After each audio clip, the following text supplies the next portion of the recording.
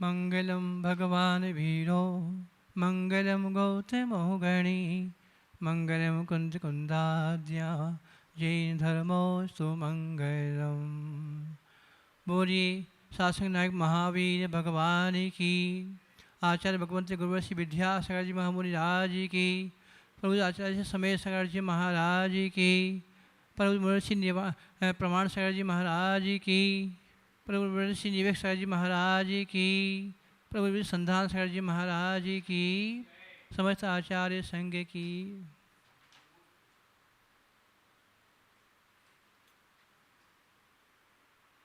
भगवान का सम्मोहन लगा तब एक प्रश्न आया कि सुख क्या है।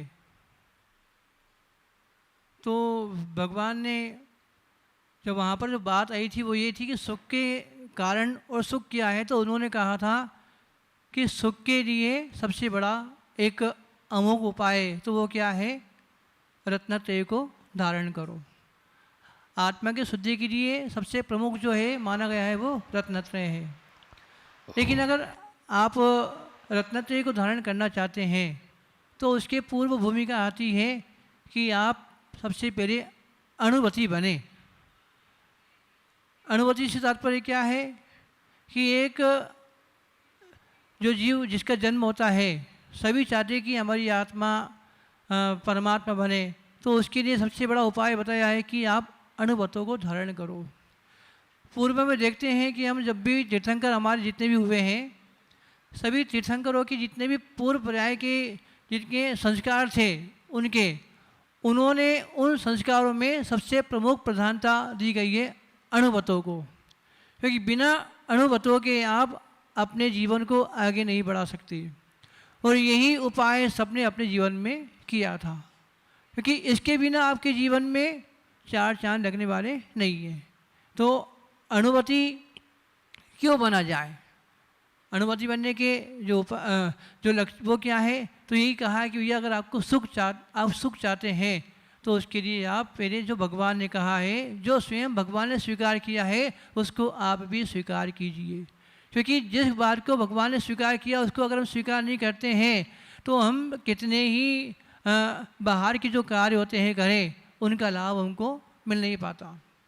तो एक घटना आती है कि एक रानी अपने महल की छत पर खड़े होकर के अपने स्वामी से पूछती है कि जो सामने जो लोग दुखी हैं, लोग जा रहे हैं, ये दुखी क्यों हैं, वो ये जो रो रहे हैं, ये दुखी है, ये दिख रहा है, ये क्या है, मैं इसे जानती नहीं हूँ दुख क्या होता है।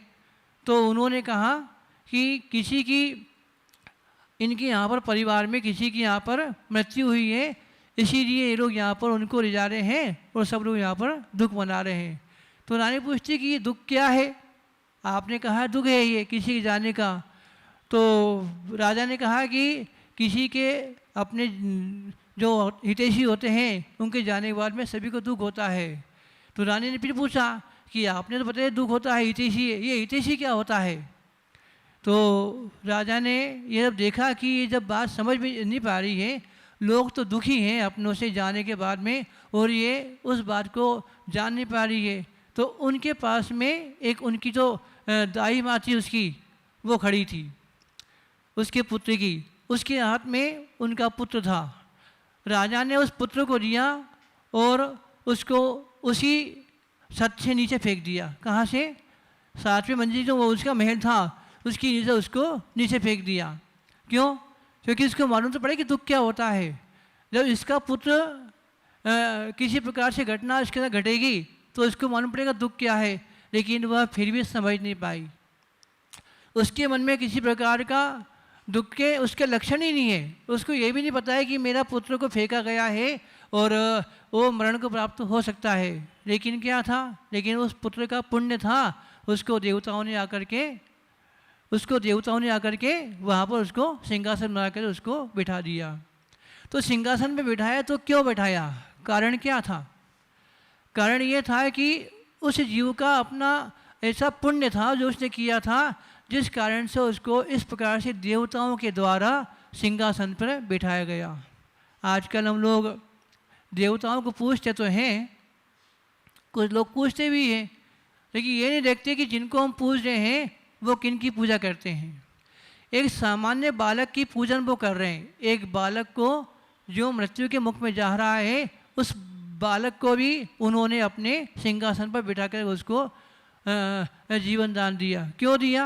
क्योंकि उस भले जीव ने भी पूर्व पर्याय में इस प्रकार से जीवन दान का काम किया था और उसने अपने जीवन में अणुव्रतों को स्वीकार किया था।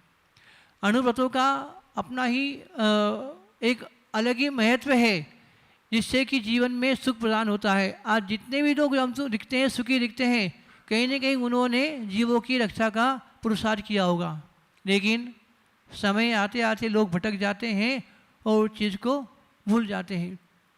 हम भी इस बात को नहीं भूलें कि जिस कुल में हमने जन्म लिया है उसकी कुल परंपरा क्या है। सबसे पहली परंपरा तो यही है कि हम अणुव्रतों को स्वीकार करें, क्योंकि इसके बिना जीवन अच्छा बनने वाला नहीं है। पूर्व पर्यायों में जितने भी तीर्थंकर हुए हैं उन्होंने सभी ने इसी को स्वीकार किया था। हम लोग भी इसको स्वीकार करें। हमारे यहाँ मनुष्य को तो नहीं, त्रियंचों के भी उदाहरण आते हैं कि उन्होंने भी अणुव्रतों को स्वीकार करके अपनी आत्मा को पवित्र बनाया था। देखते हैं हम कि वह सिंह के पर्याय में एक जीव का भक्षण कर रहा है, लेकिन जब भगवान की मुनिराज की दिव्य देवता उसको खुलने को मिलती है और वह उनके सामने जब उसको कहा जाता है कि ये भले जीव तुम क्या कर रहे हो, तुम तो पूर्व पर्याय के अच्छी पर्याय को, अच्छे पद को प्राप्त करने वाले हो, लेकिन जब उसने उस बात को सुना कि मैं भी एक अच्छे पद को प्राप्त करने वाला हूँ, तो उसने उनके सामने हाथ जोड़ करके व्रतों को स्वीकार किया। आज हम लोग व्रतों को स्वीकार करने में पीछे रह जाते हैं, हट जाते हैं। भैया क्या होगा, हमारे हम उसको ले लेंगे तो हमारा जीवन रह पाएगा कि नहीं रह पाएगा। नहीं, व्रतों से जीवन का कोई वो नहीं है। आप लोग उपवास करते हैं, पर्युषण आदि में लोग 10 उपवास करते हैं, 16 करते हैं। आज तक आपने किसी को सुना कि कोई का उपवास आदि करके द्वारा किसी का मरण हुआ हो? आयु का समय आता तो मरण तो होता है, लेकिन ये नहीं है आपने कोई चीज़ का व्रत लिया है, नियम लिया है, तो नियम से सोचिए कि आपकी आत्मा पवित्र बनने वाली है, पवित्र होने वाली है। उपाय क्या है कि जो आप कर रहे हैं उसमें आपकी विशुद्धि हो। आप अगर उसमें अपने विचारों को अच्छा नहीं रखेंगे, व्रतों का पालन करते हुए भी अगर आप विशुद्धि नहीं बढ़ाएंगे अपनी, तो आप कितने ही व्रतों का उपाय कर लें, आपको कुछ लाभ मिलने वाला नहीं है। बहुत से जीवों ने ऐसे व्रतों को स्वीकार किया, लेकिन माया से छल से उन्होंने अपने आप को दुखी कर दिया। आज देखा जाता है कि हम लोग जिस कुल में जन्मे हैं उस कुल को हम लोग समझ नहीं पा रहे हैं। हमारा जो कुल है वो अहिंसा अर्थात जीवों की रक्षा को प्रमुखता देता है। हम ये देखें कि अगर हम लोग चलते हैं तो कोई जीव हमारे द्वारा मर न जाए, ये भाव हमारा होता है। यही बात अणुव्रतों में लागू होती है, लेकिन हम लोग खान पान को लेकर के या कोई भी जो वर्तमान कल्चर है उसको लेकर के हम लोग अपने आप को समझ नहीं पाते हैं। बाहर के माहौल को देखकर इतना गाफिल हो जाते हैं कि हम अपने आप को समझ नहीं पाते हैं। क्यों नहीं समझ पाते हैं? क्योंकि बाहर का माहौल ही ऐसा होता है। इस बाहर के माहौल में जो गया वो कभी अपने आप को सुधार नहीं पाया। इसीलिए इस बात को हमें स्वीकार करना है कि भगवान ने जो कहा है अणुव्रतों को स्वीकार करो। क्या है अणुव्रत? अहिंसा, सत्य, अचौर्य, ब्रह्मचर्य, अपरिग्रह और परिग्रह प्रमाण, ये 5 प्रकार के अणुव्रत हमारे यहाँ बताए हैं। यही सबसे बड़ा सारे जीवन का, जिस प्रकार से अणुव्रतों की एक रूपरेखा बताइए हमारे यहाँ, अहिंसा, जीवों की रक्षा करो। हम जो भी काम करेंगे उसमें एक हमारा प्रमुख उद्देश्य होना चाहिए, हम जीव रक्षा का ज़्यादा जीव रक्षा को महत्व दें, क्योंकि इसके बिना हम अपने आप को कुछ, क्योंकि जिस प्रकार से हमारी आत्मा को दुख होता है, अगर हमें कोई कुछ कह दे या हमारे लिए कुछ बोल दे तो हमें दुख होता है, संक्लेश होता है। उसी प्रकार से जैसा दुख आपको होता है वैसा ही दुख अन्य जीव को भी होता है। इस बात को हमें स्वीकार करना होगा। इसके बिना हम लोग कभी भी अपनी आत्मा को अच्छा नहीं बना पाएंगे। आज भगवान महावीर को देखिए या जितने भी तीर्थंकर हुए हैं, उन्होंने सभी ने जिस बात को स्वीकार किया था उसे हमें स्वीकार करना पड़ेगा, क्योंकि इसके बिना हम लोग अपनी आत्मा को कुछ भी अच्छा नहीं बना सकते। तो उसके लिए उपाय यही बताया है कि भैया पहले आप क्या करो, अगर आपको अणुवत्व के बारे में जानना है तो स्वाध्याय करो। बिना स्वाध्याय के आप कभी अपने जीवन में अच्छा काम कर ही नहीं सकते। आप जो कार्य कर रहे हैं उसका ज्ञान आपको किससे होगा? स्वाध्याय से होगा।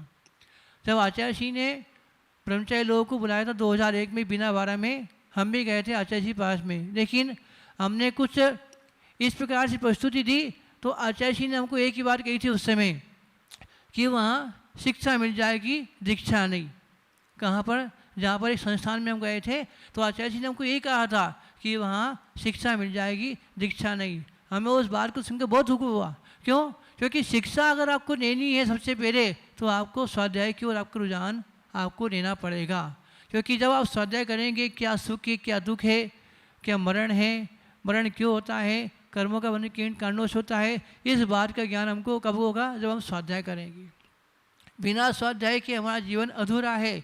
हम जो कार्य कर रहे हैं उसमें कहाँ पर हम गलत है, कहाँ सही है, इस बात का ज्ञान हमको स्वाध्याय से ही होगा। इसीलिए इस बात को स्वीकार करें कि जो जीवन हमें मिला है, आज जिस युग में हम जन्मे हैं उस युग में साक्षात भगवान आचार्य भगवान के रूप में हमको देखने को मिले। आज उन्हीं की परंपरा में आचार्य समय साई जी महाराज हैं जो हमारे मार्गदर्शक बने हुए हैं। तो जिस मार्ग को गुरुजी ने हमें दिया है उस मार्ग को अगर प्रभावित करना है, अपनी धर्म को बढ़ाना है, तो उसके लिए हमें जैसा गुरुजी ने हमको कहा है, जैसा हमें भगवान ने कहा है, उस बात को स्वीकार करना पड़ेगा। क्योंकि इसके बिना हम अपनी आत्मा को अच्छा नहीं बना सकते। इसी बात को लेकर के कि वो जिस पुत्र को ऊपर से फेंका गया उस रानी को ये पता नहीं ये दुख क्यों हो रहा है, तो उस रानी ने और उस राजा ने दोनों ने पूर्व पर्याय में व्रतों को स्वीकार किया था। व्रतों के द्वारा ही उन्होंने, और व्रतों को इन्होंने इतनी विशुद्धि से पालन किया था कि इस पर्याय में उसको ये नहीं पता है कि दुख क्या होता है। जन्म लेने वाले सभी आत्मा सभी जीव जानते हैं कि दुख क्या होता है, लेकिन उस रोहिणी को यह भी नहीं पता था कि दुख क्या होता है। उनके स्वामी का नाम था अशोक। ये भगवान वासुदेव भगवान के समय में गंधर्व हुए हैं, अशोक रोहिणी जिनका नाम था। तो सुख की परिभाषा क्या है और दुख की परिभाषा क्या है, इसका ज्ञान हमको कब होगा? जब हम अपने आप को जानेंगे, अपने आप को समझेंगे। लेकिन इस बात को समझ नहीं पाई तो उसकी राजा ने अपने पुत्र को नीचे 7वें महल से उसको फेंका, लेकिन फिर भी उसको ज्ञात नहीं हुआ। क्यों? क्योंकि उसने व्रतों का पालन किया था। वो व्रत वही तो है कि अणुव्रतों को धारण करो, कुलाचारों को पालन करो और पंच अणुव्रत जो बताए आगम में भगवान ने उसको स्वीकार करो। इसके बिना हमारी आत्मा पवित्र बनने वाली नहीं है। आचार्य जी ने जो भी किया है वो इन्हीं के द्वारा किया है। आज गुरुजी ने इतना, आज आप तो कह रहे हैं हमने आचार्य जी को जब गिरनार जी की हमने यात्रा की थी, गुरुजी साथ में वंदना की थी, उस समय देखा था हमने कि आचार्य जी के क्या किस प्रकार का रूप होता है। वहाँ पर व्यवस्था है नहीं है, कैसा भी हो, लेकिन गुरुजी ने अपने जीवन को उस प्रकार से ढाला और तपस्या के द्वारा ही उन्होंने अपने आप को लोगों को बताया कि देखो वास्तव में अगर आप भगवान के अनुकूल चल रहे हैं तो आपको सारे वातावरण जो है अनुकूल मिलेंगे। लेकिन अगर भगवान के अनुकूल आप नहीं चल रहे हैं तो आप कितना भी अच्छा कर लो, आपको कोई वातावरण अच्छा मिलने वाला नहीं है। इसीलिए जो भगवान ने हमारे सामने बात रखी है अणुव्रतों के लिए, या फिर कहीं कि कुलाचारों को पालन करो, पानी छान के पियो, रात्रि भोजन त्याग और देव दर्शन, ये हमारी पहचान है। अगर इसको हम लोग नहीं अपना रहे हैं तो समझ लो कि हम अपने जीवन को गर्त में डाल रहे हैं, अपने जीवन को दुखों में डाल रहे हैं, हम अपनी आत्मा को परेशान कर रहे हैं। क्यों कर रहे हैं? क्योंकि जो हमें बताया है, जो हमें दिखाया है वो हमने स्वीकार नहीं किया, तो मान लीजिए कि हमारी आत्मा का कल्याण होने वाला नहीं है। एक पुराना कथानक है कि एक व्यक्ति को किसान ने कहा कि जाओ ये जो गाय हैं इनको पानी दिखलाओ तालाब में। क्या कहा उससे उन्होंने कि इस गाय को पानी दिखलाओ तालाब में। वो जो चरवा था वो ले गया गाय को, भैंस को, उनको ले गया, पशुओं को, वो पानी दिखा के लिए आया। क्या? वो गया और उन पशुओं को पानी दिखा के लिए आया। जब उससे पूछा गया कि भैया तूने इनको पानी पिला के लाया कि नहीं, तो उसने कहा कि नहीं, आपने कहा था कि पानी दिखा के लिए ले आना, लेकिन भैया थोड़ा दिमाग तो हमारा चलना चाहिए ना कि जब पानी दिखाने के लिए आपको कहा है तो पिला के भी ले आओ ना। आप पशुओं को आपके साथ भेजा है तो उसका वो क्या है, रहस्य क्या उसमें रहस्य है कि ये पशु जो हैं प्यासे हैं, इनको पानी पीना लाओ। हमारी आत्मा भी अनादिकाल से प्यासी है, लेकिन गुरुजी हमें मार्ग दिखा रहे हैं, भगवान ने हमको मार्ग दिखाया, लेकिन उस मार्ग को कभी हमने स्वीकार नहीं किया। हम उसको देखते रहे, हम क्या कह रहे हैं, उसको देख रहे हैं, उसको स्वीकार नहीं किया। भैया जैसा उस ग्वाले ने किया था कि गाय को पानी दिखा कर लाया था, ऐसा ना हो कि जिस कुल में हम लोग आए हैं हम उसी के समान अज्ञानी बने रहें। नहीं, कुछ विचार करें और अपने आप को कुछ संबोधन दें और इस बात का विचार करें कि मैं कौन हूँ, मैं कहाँ से आया हूँ और मेरा जिन कुल में जन्म क्यों हुआ है। जितने भी अहिंसा के जो उपाय हैं वो हम लोगों ने किए हैं, दान पुण्य किए हैं, तब कि जाकर के आज हमको जैन कुल में जन्म मिला है। इस उत्तम कुल में जन्म लेने के बाद में अगर हम लोगों ने भगवान की बात को स्वीकार नहीं किया तो आने वाले समय में हमको इस कुल में भी जन्म लेने का सौभाग्य मिले ना मिले, इसी बात का ध्यान हमको रखना चाहिए। क्योंकि जिस कुल को हमने गुरुजी ने भगवान ने हमको दिया है, उस कुल के जो आचरण है उसको हम स्वीकार करें, तभी हम अपने धर्म की, अपने गुरु की पहचान लोगों को करा सकते हैं। इसके बिना हम लोग करेंगे तो बनेगी, ऐसा नहीं कि गुरुजी ने स्वीकार किया तो हम ना करें। नहीं, हम स्वीकार करेंगे तो ही लोगों को मालूम पड़ेगा कि धर्म क्या है और धर्म का स्वभाव क्या है। धर्म का स्वभाव क्या है, जानना और देखना। किसका, अपनी आत्मा का। और तो अपनी आत्मा को जानो, देखो और समझो और उस बात को स्वीकार करो जो भगवान ने कही थी। क्योंकि वो बात हमारे जीवन में आ गई तो नियम से हम अपनी आत्मा को परमात्मा बना लेंगे।